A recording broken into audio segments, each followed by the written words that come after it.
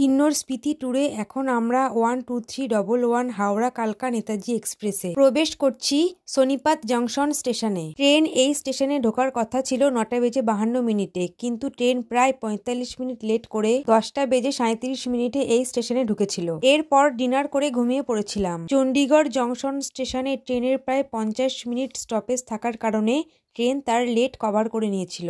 এটি হলো চণ্ডী মন্দির স্টেশন এবং এখানেই আমি প্রায় মাঝরাতে ব্রাশ করে নিয়েছিলাম, কারণ এর পরে ট্রেনের শেষ স্টপেজ কালকা স্টেশন, আমাদের গন্তব্যে নামতে হবে। মনে এক রাশ উত্তেজনা নিয়ে ভোর রাতে প্রবেশ করছি কালকা স্টেশনে। ট্রেন আমাদের নামিয়েছিল কালকা স্টেশনের 2 নম্বর প্ল্যাটফর্মে, আর 3 নম্বর প্ল্যাটফর্মের এই সবুজ ট্রেনটা হলো কালকা দিল্লি শতাব্দী এক্সপ্রেস।